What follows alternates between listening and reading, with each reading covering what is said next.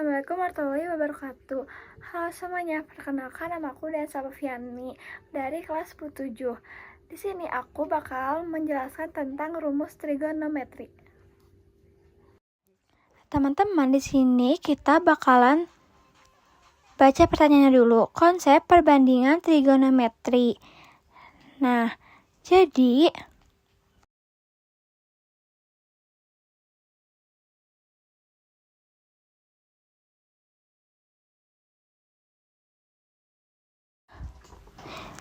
di sini terbentuk 3 buah segitiga. Sebuah garis M, dari garis M ini terbentuk 3 segitiga di sini. Kita ambil segitiga yang sebangun. Nah, yang B dengan sudut lancip, peta, beta, dan sudut siku-siku. Kemudian segitiga OC dengan sudut lancipnya, lancip sudut theta, juga sudut beta juga ya. Dan satu. Kemudian segitiga yang besar itu diketahui besarnya adalah 26,3 derajat. Tentu saja untuk sudut siku-siku ini besarnya adalah 90 derajat. Maka untuk sub beta pasti besarnya adalah sebesar 6,3 derajat. Jumlah sudut pada segitiga haruslah 180 derajat. Kemudian kita ambil sudut pandang theta misalnya. Berarti sudutnya yang ini, ya maka sisa di hadapan sudut theta ini dinamakan sisi depan. Nah, kita tulis di sini.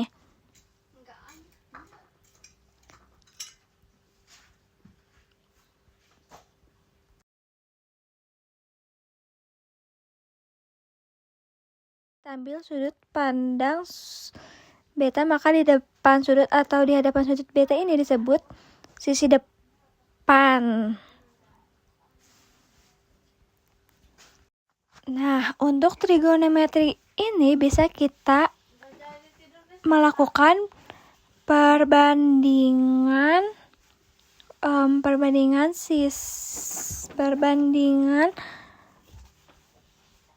sisi-sisi segitiga. Nah, kita di sini langsung ke sudut pandang peta. Misalkan kita mau melakukan perbandingan sisi OA dengan sisi AB adalah sisi depan. Nah, di sini kita tulis langsung OC per CD.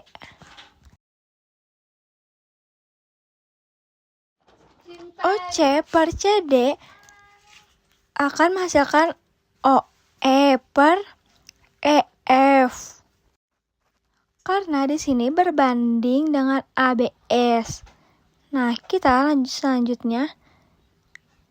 Kita akan menjumlahkan sama dengan 4/2.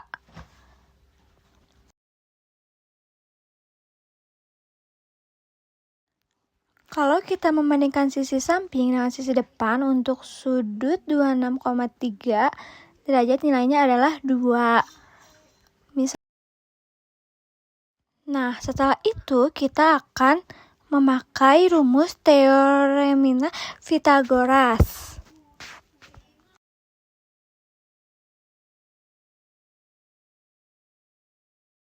Ini masih ingat panjang sisinya miring OB, berarti kita gunakan OB sama dengan OH 2 derajat ditambah AB. Nah, di bawahnya kita tulis lagi OB per OA 2 ditambah AB 2 kuadrat. Di bawahnya lagi OB akar 1/2 ini 4 ya satuan. Nah, setelah itu ya berarti menjadi 2 kuadrat OB sama dengan akar 4 OB 2. 4 kali 5.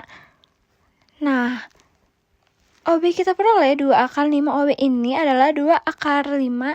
Nah, berarti tadi OB-nya adalah 2 akar 5. Di sini, perhatikan kita rasionalkan.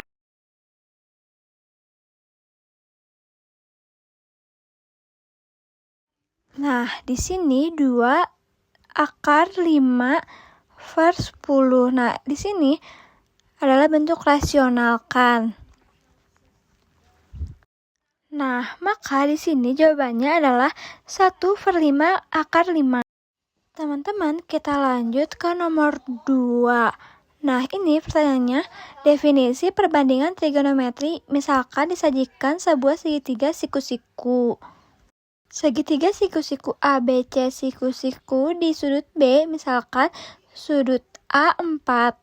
Sudut besar alfa dan sudut C mempunyai besar sudut besar beta. Sisi yang di sebelah sini berarti kan sisi AB, yang kemudian berarti ini sisi BC. Dan ini sisi AC ya. Atau bisa kita tulis menjadi A. Maka di hadapan sudut A berarti sisi CA, kemudian ini di sudut B, maka di hadapan sudut B ini kita namakan B. Kita namakan sisi di hadapan sudut C ini berarti C. Nah, maka sisi AB ini boleh kita namakan C. Kemudian sisi BC boleh kita namakan ini sisi A ke. Nah, ini istilah nama-nama atau nama lain sisi-sisi pada segitiga siku-siku. Untuk sudut, lanjut ya teman-teman. Di sini ada sinus, kosinus, tangen, kosekan, sekan, dan kontangen. Untuk sinus, misalkan kita ambil sudut pandangnya adalah sudut A atau sudut alfa. Maka berarti sinus alfa misalnya sudut beta ya, adalah sinus alfa. Sinus alfa didefinisikan sebagai perbandingan antara sisi-sisi depan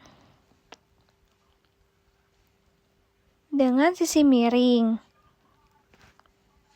Nah, kita di sini tulis aja sisi depan per sisi miring.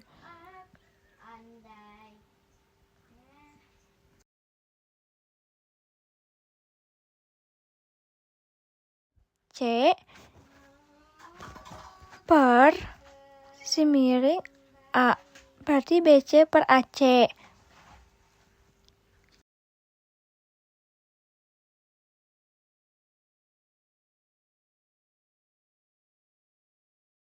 Kemudian ini sudut B, maka ini CB. Sudut C, maka ini C. Maka untuk segitiga itu sinus alfa. Berarti perbandingan sisi A, sisi B, atau A per BA.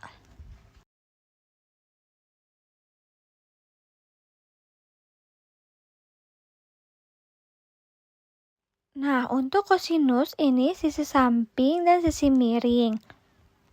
Dan perbandingannya cos atau kosami. Nah, kemudian untuk tangen. Sudut pandang alfa berarti tangen alfa didefinisikan sebagai perbandingan C.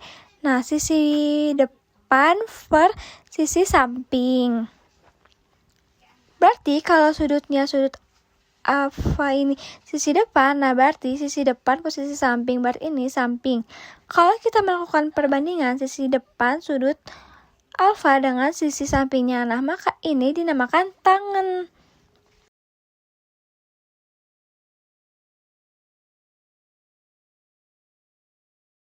Dan supaya cepat dihafalnya yaitu tan desa.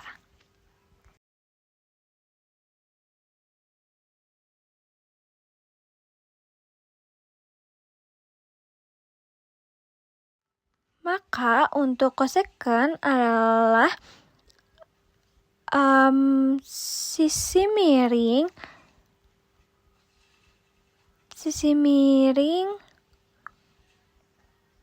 jadi ini dibandingkan berbalik dengan sinus. Jadi sisi miring per sisi depan.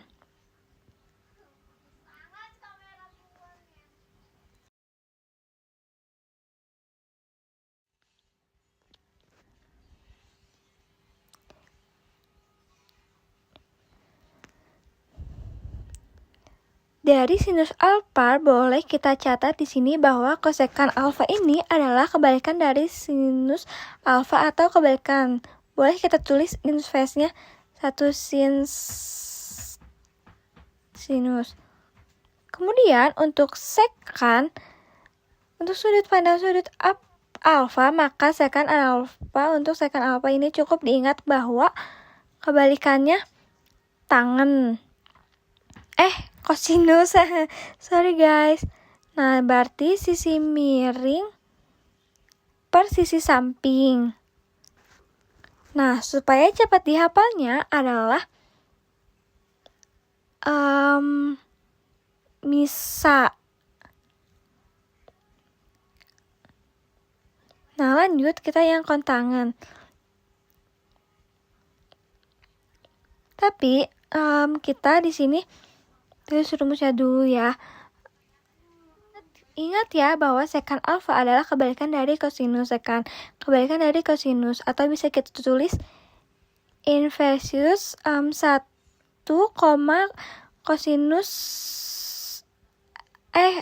kosinus alfa. Nah, lanjut yang kontangan. Kontangan ya, kalau ini depan per samping, maka kontangan samping terdepan. Ingat ya bahwa kontangan samping terdepan, ingat alfa adalah kebalikan dari tangan. Nah, jadi sisi samping per sisi depan. Nah, supaya cepat dihafal tuh jadi SAD kalau nggak salah ya. Nah, di sini kita tulis cantangan alfa sama dengan 1 per tan alfa. Nah, ini harus dihafalkan supaya sangatlah penting dalam konsep trigonometri. Baik, sekian dari aku dan Sofiani. Bye.